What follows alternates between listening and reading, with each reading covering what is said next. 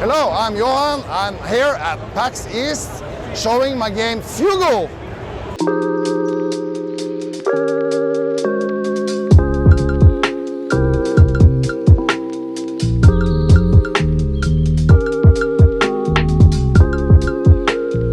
So Fugl is a game about flying. It's my dream game. When I was growing up, I spent a lot of time with flight simulators, but they never satisfied me because they're always focusing on the wrong things, kind of the aspects of the technical aspects of flying and not the flying itself.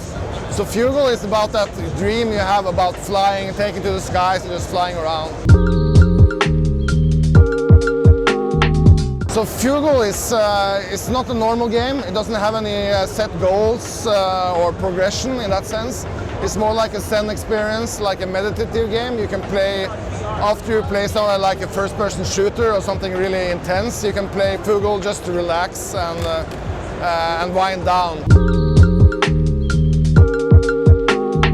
So we don't have any main objectives in the game other than to relax and have fun and have a sense of flying. But we have a lot of animals, about 250 animals in game that you can find, and when you come close to them, you morph into them, and you will absorb their form and kind of unlock them as an avatar.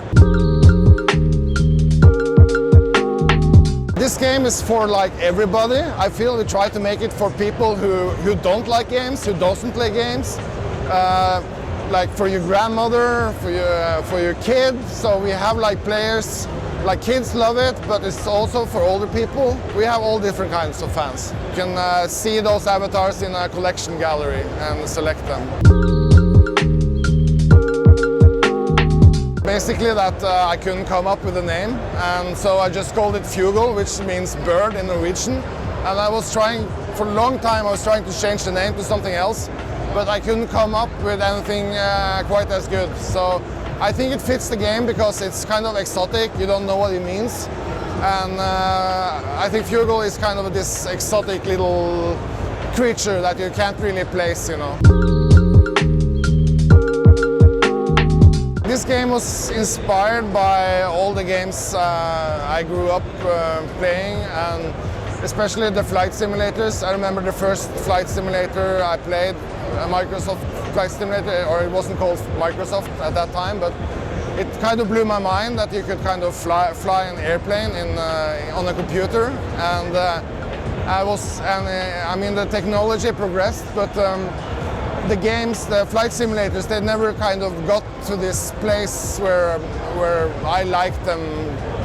They were always focusing on the wrong stuff, like technical aspects of flying and stuff. And I always wanted to fly really close to stuff and zip past and do all these kind of maneuvers. And it didn't really work. It didn't have this super three-dimensional terrain, and the textures kind of broke up when you get close to stuff. So that was my biggest inspiration to make the game that I was kind of missing when I grew up. That never came. So my background is in graphic design and film, but 10 years ago I started, just after the iPhone came out, I got really interested in programming for the iPhone. So I was kind of reading tutorials online and learning how to program, and I got super fascinated by it. I made a game called Melody for iOS, which I used to learn how to program.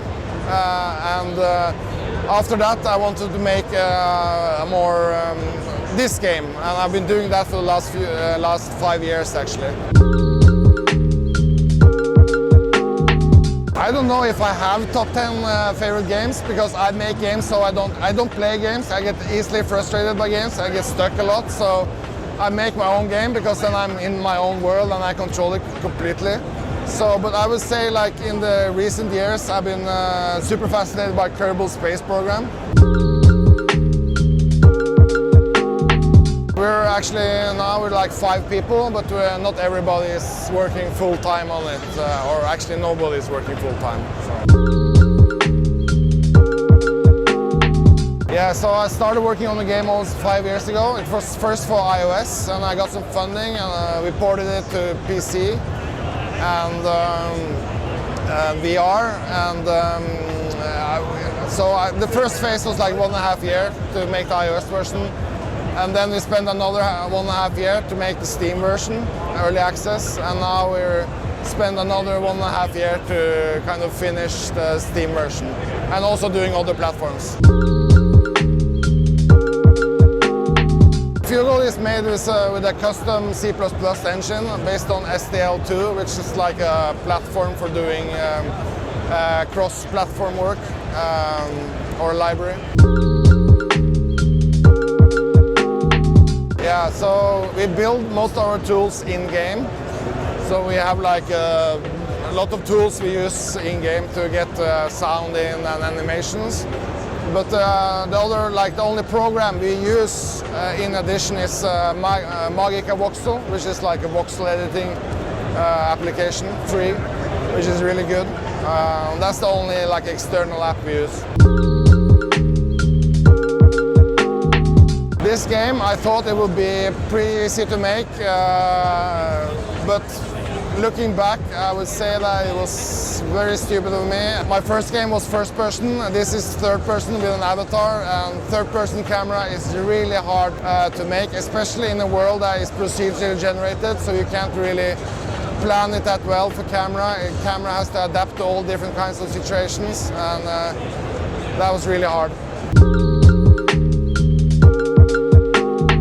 I've learned so many things by making this game, especially I would say project planning, which has been like a harder road to go with this game. Is when making games, you just want to add feature and feature and feature, but like a feature, it can take 1 week to get right, or it can take 2 years. It's impossible to say before you actually do it. I think that's the most important thing I've learned, is you have to really plan your production. I don't really feel that we try to differentiate that much, but I think that there's like this huge underexplored aspect of gaming, which is about, you know, the feeling you get from playing a game, and not about progressing or, you know, beating the game, but just playing it. I mean, the game is very non-violent. I mean, you have some crashing, but there's no fail state in the game. You can't die, you can't fail. So it's making a statement also about kind of moving through 3D space, how satisfying that can be for the player. And usually moving in computer games is not that fun. It's all treated more like this transport you have to do to progress the story. You have to go from A to B, and then you do your mission. But here, the movement is the whole point. So I think the game says something about that movement in computer games can actually be a lot of fun. Yes, we have a lot of secrets in the game. We have, like in every biome, there's a secret animal, like a rare creature. So you can find like a unicorn or a Bigfoot. We also have some eggs that we spread out that have these special avatars you can find. So we try to add like small stuff that by exploring you can find. It's my first time to PAX East. Never been here before. I did PAX West, and they're kind of similar. Here it's one big hall. I think the event is very neatly organized. And it's a lot of people, so that's good. And everybody is very polite because we're in America, so that's good. And yeah, I'm having a good time. It's super intense. I wish it was only 3 days and not 4, but that's how it is. So just try.